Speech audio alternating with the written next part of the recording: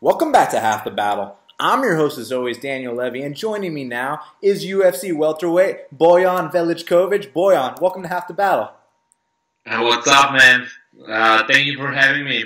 Oh, the pleasure's all mine. How are you? I'm pretty good. Just came back from my second training session today, and about to have some lunch and take some rest and hit the gym again. Nothing much. I mean, when I'm in camp, my days are pretty similar. They look pretty much alike. So just doing my thing. I know you've been in Colorado a while, but how is that elevation training for you? How much does that help your cardio? I can feel a slight difference when I'm fighting at a sea level. But just like training wise here, I mean, I don't feel anything. I mean, I feel normal. This kind of condition is normal for me. I feel when I go to I fought this year at a sea level, so I kind of felt like just good. Like I have, like my lungs are, I mean, like I can breathe. Even when I'm really tired, I can feel that I'm breathing normal. I was a couple weeks ago at Florida in Miami, and I was training jiu-jitsu, and I was like, even though training in a gi that usually like gasses me out, I was just fine, kind of like training like every other day. So, when was the last time you felt tired inside the octagon? I don't remember, to be honest. I think it's been a while ago. Maybe my last fight here in Denver. Not the last fight actually. My fight here in Denver against Gilbert Smith. At that time, I was training at American Top Team Coconut Creek in Florida, and I came out here to fight at a RFA show against Gilbert Smith, and I did all, like, even though I flew a couple days before the fight, I did all 3 rounds against the guy who's like from Denver, and I, like, we were both really tired, but I think like since then, after that fight, I moved to Colorado, and I've been training since then here for my camps, for my fights, and I don't think I haven't been tired since then. Man, it seems like it's been paying dividends because, you watch some of your regional scene fights and then you watch you in the UFC, it's a completely different guy. Yeah. I mean, it's been a couple of years too. I kind of gained experience, and I learned not to spend too much energy when I don't have to. Like when I'm not in a position to finish the fight, or like before, I was just kind of like young and reckless, and I was pretty much being like a car that has a hole in a tank. I was just like piecing out my energy even when I didn't really have to. I kind of learned to use my energy very rational, and I also train here at a high altitude. So I think that like brings a little bit of a better composure too, and I think it helped me a lot in my career. You said you were wild and reckless early on, but when you watch you in the UFC, I mean, very composed, very calculated. You can tell you're a thinking man's fighter. So how did you evolve into that style? I mean, I was always kind of like fighting smart, but at the beginning I was just like, I mean, it was like super exciting to me. I also changed a couple things. I mean, at this point, I think like small things help a lot. Like before, I mean, it maybe sounds silly, but I realized the big difference that like I used to go walk out to my fights with some like music, like Prodigy, or like the Prodigy, or something that like pumps me a lot, that kind of like makes me go crazy. And I remember like I would come to the cage, the fight didn't even start, and I'm already kind of like my heart rate is probably already like 150, and my adrenaline is kind of like killing me. Now I learned to I usually choose like a little bit slower song, but that kind of like that I listen through my whole camp. That kind of keeps me motivated and keeps me going. It reminds me of everything that I went through that camp, getting ready for that fight. I mean, I think it comes also with like, you know, as you're getting older. I was 21 when I started fighting MMA. Now I'm 28, so I mean, I gained a little bit of experience. I kind of, I also realized since, I mean, when I started fighting in my first fight in US, when I moved down here, it's been 6 years already. I travel a lot by myself, and I kind of live by myself. I have a roommate, but we kind of don't see each other a lot. So I have a lot of time to spend with myself and kind of to like dig deep inside myself and realize who I am, what I like, and I mean things are kind of getting to right places at the right time. So I think it just like helped me as I know myself better. I know how to compose myself and how to get in that cage and to be really like calm and composed and smart and you know everything that kind of helps me win. Now, you mentioned how, you know, you used to get really hyped up. You'd walk out to Prodigy, and by the time the fight started, you'd already be gassed out. Let me play devil's advocate for a second here. Now that you're training in Colorado, do you feel like you could do the same thing and maybe have cardio for all three? I don't know. I don't think I'm gonna try out my next fight because I already kind of chosen my walkout song, and it's not a Prodigy. But I don't know. We'll see. I mean, I'm kind of pacing myself good. My last fight was really tough. I had a guy who was, I mean, people say that I'm big welterweight, but that guy, I mean, that guy was just like big and strong. Like I remember, like first clinch that we got into, like the guy, I kind of blocked him from going to a takedown, and he just like picked me up and walked with me all the way to the fence and just took me down. I felt like that guy was just like just big and strong, and I felt, I mean, if I was just going to muscle out with him all 3 rounds, I know like he would probably beat me. But I paced myself good. I think I had a good movement, and I think me and my team, we chosen a good strategy against him, and I think the win came as a big accomplishment, not just my accomplishment, but also my team who kind of helped me get ready for him and do the plan as we do everything as we planned. It's a massive accomplishment on so many different levels. Firstly, Kelvin Gastelum and Albert Tumenov both fought this guy, and they were close 3-round wars, okay? You went out there and you knocked the guy out, but what I really want to know, Bojan, is so it was 1-1 going into the third round on 2 of the judges' scorecards. Right then and there, you had to make a decision because who knows what would have happened if you would have lost that fight. But you went out there, you connected with the left hook. We'll talk about the dance in a second here, but you connected with that left hook. You got the knockout of the night, and now you're in the UFC. You're here to stay. How big of a moment was that for your career? I think it was a huge moment too because like I mean even that knockout and dance that you mentioned, I think it was just like big thing considering like recognition that I got after that. Like when I came back, I mean Denver's huge. I'm kind of not a huge name, but a lot of people knows about me when I go back to Serbia, where I'm from, because I'm kind of one of the first guys from Serbia in UFC. The newspapers give me attention. The TV put me over there a lot. So kind of a lot of people recognize me on the street. But here in Denver, I mean, like the city is huge and not too many people pay attention about it. But like as soon as I came here home, like people started asking me at a supermarket, "Hey, are you that guy like who with that crazy knockout?" I saw like it was all over ESPN, Fox Sports 1, Fox Sports.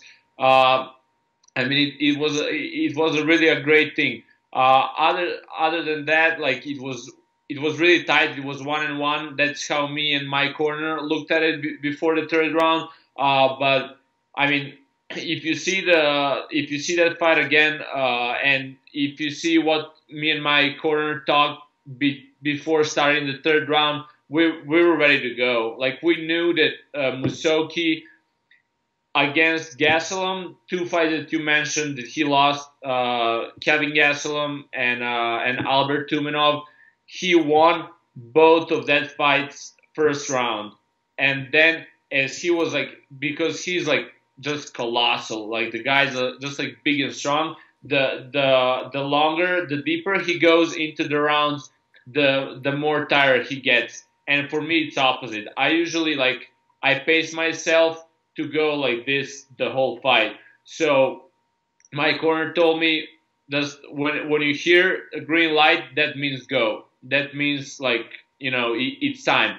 And when the like 3rd or 4th minutes started, like when we were already 2 or 3 minutes, they're like, go, now is the time. So I was just kind of like patiently waiting, and we worked on that hook a lot. Me and my striking coach Sean, we kind of like practiced it a lot, and it was just, I mean, sometimes it needs like this much and to like get a little bit lucky. And I mean, he connected me to in a same, like, it was an exchange. He landed a right hook, I landed a right hook, but like he was going in my power. He was going like with his head in my punch, and I was like going back because I was throwing like hook like this. And I mean, I landed it, and it was really like it's definitely one of the best moments in my career so far. Now, I mean, I'm sure you've watched the highlight reel over and over, but when it was actually happening in person, what was going through your mind? I don't know. It was unbelievable. Like, you don't see that, but like me and my corner, we know that like this happened. As I punch him, I was like kind of going back, and I kind of like stumbled when I hit him, and I like for a split second, like that's maybe quarter of a second, but my eyes just like crossed, and I saw my corner like this, and like go, and I just like look at him and saw like he's like going, he's about to fall, that like he's stumbling, and I just like ran over there and kind of like finished the job. I mean, a lot of people is like making fun of that, like how they call it, chicken leg, chicken dance, or whatever. I don't like to make fun of it because for me, Nico Musoki is a fucking warrior, and he deserves all the like he gained my respect, not just for this fight, like in previous fights too, but in a fight that he did it with me, and that dance just shows that even though like he was knocked out, he was still trying to fight and stand on his feet. So for me, that's something really respectful. That's something like really worth of respect of every person, especially from me, because I know how much power and how much force I put in that hook. So that's about it. Yeah, no, I mean, Nico Musoki is obviously a very respectable guy. If he wasn't, the win wouldn't be such a big deal. You know what I mean? Yeah, and especially in his hometown, man, it was the crowd was going crazy cheering for him. It's Ericsson Globe Arena can fit, I think, 18,000 people, and I think it was like 15,000 people at the moment when we fought. So it was crazy to knock out their favorite in front of the 15,000 people. It was just like crazy, that's probably gonna be one of the, when it comes to like crowd and the whole madness, it's probably gonna be one of the highlights of my career. And speaking about fighting people in their hometowns, I mean, you're no stranger to this because you took on Michael Graves in Atlanta, Georgia. And I mean, people say he's from Florida, but he's actually from Atlanta, and the whole. Yeah, I know that. I've been his training partner, so I know that's his hometown. That's where he actually grew up at. Yeah. Now, oh, I didn't know you guys used to train together. Yeah. We trained. I mean, we knew each other 3 years before I moved down to Denver. Yeah, we know each other really well. We kind of train a lot together. So is that why you were able to kind of know what he bring to the table? Because when you stuffed a lot of those takedowns, I was kind of like, wow, no one's ever done that to Graves before. Yeah. Well, to be honest, like I think, I mean, we didn't. I think we didn't train that much, striking together. Maybe just a couple times, but I know that like his style is very unorthodox and he's hard to catch with the punches. He moves. He doesn't like to strike. He's not very comfortable exchanging strikes. Well, I mean, like we could also see that in the fight, but his takedowns and his grappling, man, are really good. Like he's wrestling and his jiu-jitsu game is on point. And and to be honest, I didn't do very good against him in the gym. Like I don't I think I never took the guy down actually in a gym. And we wrestled a lot and we did jiu-jitsu a lot. But I got a takedown in a fight, which was like, for me, I kind of like set myself like these little goals that like he was the guy who I know that like studying his fights for the like when I was in training camp for that fight, they said he never been taken down in the octagon, amateur or pro fighting. Like he never like his takedown defense was 100%, and I said I want to take him down. You know, I want to be the guy who's like gonna take him down first, and I did it. Although like he's a much better wrestler than me. Like that was my thing, and that was kind of my little accomplishment. And I almost finished the second takedown towards the end of the third round, towards the end of the fight. But I mean, he surprised me with some things in a fight. Also, that was first fight against former teammate, and his whole corner, all three coaches were my coaches for 3.5 years, and when they were telling him, like, it was so funny, but they were like, "Oh, okay, he's moving his hips on the left to replace a hook." Like, dude, like, I mean, most of the things that I knew at that moment is the things that they taught me. So they kind of knew, they could predict every everything that I was doing in the ground to like get myself out of the bad position when he was on my back. Like they were just like, I mean, he's very good at that, but like he's very good at maintaining back mount and kind of like working towards a submission, which he showed in his previous fights. But I mean, and that fact that like his corner knew everything that I kind of do on the ground, that kind of helped him a little bit too. But I mean, very interesting fight, very tough fight. It was. I got tired in that fight too. I was lying before actually. Now when you mentioned it, I think I was really tired towards the end of that fight too. Now, at the end of that fight, were you in your corner sure that you got the first and third? Uh, I thought I did. I think me and my corner, we both thought that I got first and third, but then like you can never know, especially like fighting in his hometown, and like he's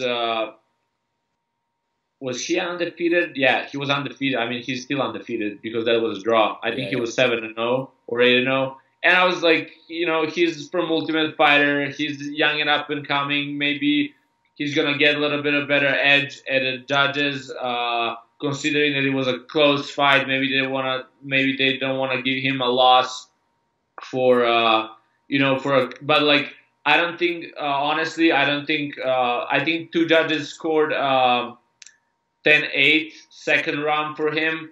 Wow. He did spend a lot of time on my back, but I don't like he didn't do a single punch. I didn't feel like he was close to tap me. So I mean I wouldn't give him 10-8 that round, but again it is what it is. I learned a lot from that fight, and I'm happy with how my life and everything goes from that point. So I'm definitely not going to complain about it. Yeah, I mean, it's one of those situations where around that time, that was just when the new scoring got released, so people were giving out 10-8s, like to rounds that weren't 10-8s. They just wanted to give them out for the sake of giving them out. Yeah, yeah. So, yeah, it was just one of those situations. But, man, now you're taking on Darren Till, UFC Rotterdam. This is going to be a hell of a fight. Now, I know you're a very smart guy. I know you're a game planner. I mean, how's it been game planning against those left side shots? Because we know that's what he brings to the table. Well, you'll see on the September 2nd. But I tell you that I'm very excited that I'm fighting Darren. He's a hell of a fighter, young and up and coming guy. Very successful. Very confident. Maybe too little bit of a confident. Maybe we can say arrogant too. But I like it. I mean, I like taking on that kind of fighters because even though they're confident and they believe in themselves, I believe in myself too. I work hard for my goals. My goal is definitely to defeat him on September 2nd, and I'm gonna do my best to do so. I don't know. We'll see. It's gonna be an exciting fight. He has a really good striking, really good left hand. He showed that he's really good at defending shots too. He hasn't been taken down a lot in his career. Also, I know the place where he trains in Brazil at Marcelo Brigadeiro's gym. My gym from back home, my jiu-jitsu gym from back home, is affiliated with them. So his coach Marcelo was coming a couple times to teach a seminar, and I know they have a good ground game. He didn't show that much of his ground game in his previous fights, but he didn't spend that much time on the ground either. So I would like to dig and see a little bit of that side of him. See how well-rounded he is. Not just because I think that's my only opportunity. I think I can handle his striking game. He's elite striker, but I think I'll bring a good striking to a table too. I think I can stand and trade punches with him. But let's make it an interesting fight. I like to dig in all aspects of MMA. As I said, even against Graves, who's I know that it's elite grappler and wrestler, I wanted to take him down and just try to see where I am, against that kind of guy. So why don't test Darren, who's also who's like a good striker, but we don't know his ground game. So let's see how's that gonna work. So tell me about your approach and your mindset as a martial artist, because someone could label you as a point fighter, and I would actually mean that as a compliment, because if you're betting on a fight, if you're a betting man, you can't always rely on someone to get the knockout. You need someone that, if it goes to the judge's decision, I know that we're going to win the fight. You possess those qualities. Tell me about your approach. My approach is it's gonna sound maybe crazy because we're training very how most of the people see it, very violent sport, which I think it is in some way. But my approach is I'm just competitive. I just like if I compete to outwork you. I want to make a better result. I want that I look better in the eyes of the crowd and the judges. If you punch me or kick me once, I'm gonna try to punch you couple more times, in every exchange, or I'm gonna try to hit you and not get hit. I'm just trying to outwork you. I also I just like to win. I just like to win, and I'm just very competitive. And I think that comes from the way that I grew up. I just grew up in a in Serbia, or I was born and raised in Yugoslavia before the war, before the civil war, and before the country fell apart. But we were just competitive kids. We didn't have a lot of money. We were under sanctions and embargo because our country was in war. We didn't have PlayStation at that time and all that stuff. We were just like playing soccer, playing basketball, playing volleyball, doing like hunting and all that stuff. It was just like who. I mean, sometimes when it's a bad weather and we cannot play any games, we would get together at somebody's home and we would like compete who can do more push-ups. Like or like pull-ups. When I talk with people here, like they didn't kind of do these things. Like when I say that I was able to do more than 100 push-ups when I was in elementary school or high school, that's crazy to some people. But that's what we were doing. We were just like we were making each other competitive. That's pretty much what I was doing my whole upbringing, and I'm very happy that I kind of built myself into that mentality when I was young, and that became part of my daily routine. I'm just competitive every day, and I cannot wait to get in an octagon on September 2nd, and and try to do my best to defeat Darren Till. What does it mean to you to be the first Serbian fighter, not just to compete inside the octagon, but to win inside the UFC's octagon? It definitely means a lot. That was one of the things that kind of gave me a drive to come here, to move down here, and one day to become first Serbian in UFC. Me and Bojan Velickovic got signed in the same time for the same event, but he couldn't make it for some reasons. He couldn't compete on the fight night in Croatia card. So I was the first Serbian who kind of stepped in an octagon and won the fight. But it means a lot to me. It's a big accomplishment because I gave up so much, and I left my family. I left my school. I was on a final year in a college for hotel and a restaurant management business, and I left my school and everything because I got opportunity to come here and do what I really want to and what my dreams are. And to be able to like accomplish that big of a goal and to become part of a UFC, the biggest and the best promotion in the world, it's kind of huge accomplishment. And I mean, I'm blessed to do what I do, and I'm just happy with where I am right now. Well, Bojan, it's going down. You versus Darren Till, UFC Rotterdam. If it were up to you, how would this fight go down, Bojan? I don't like that's my thing. I don't like to predict my fights. As I said, my goal right now is to beat Darren Till in every aspect of the game. To beat him on the feet, to take him down, try to submit him, finish him with the punches. Doesn't matter. My goal is to just outwork him, defeat him in every single aspect, to show him that he still didn't face tough enough opponents in his career. I don't have anything against him. He seemed like a very good and interesting kid, but I mean, this is my life, this is my business, and I'm going to show that I'm better. So basically your prediction is you're going to be ready to fight Darren Till at UFC Rotterdam? Until he doesn't give up. Yes, sir. Well, Bojan, thank you so much for taking the time to speak with me right here, right now on Half the Battle. It's been an absolute pleasure. Let the audience know where they can follow you on social media, and any message for the fans. Go ahead.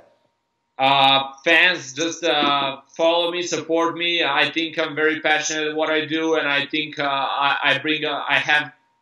I show that I can bring a lot to a table, and I think I'm working every day really hard to show that I can do much better as well. My goal is to get close to top 20, top 15 by the end of this year. and I'm gonna do my best to do so. You can also follow me on Instagram, Facebook, and Twitter as Bojan Velickovic MMA or Serbian Steel MMA. You can find me under either name. I appreciate your support. I appreciate all the love that I get in a training camp before or prior to my fight and after.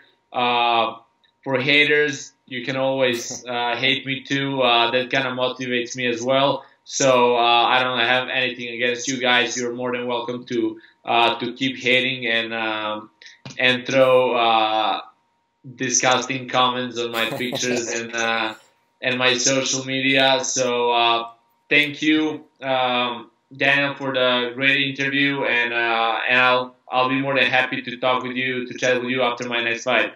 Thanks, man. And Bojan, if you don't got haters, you're doing something wrong. Yeah, exactly. All right, brother. Take care, man. Take care, man. Bye.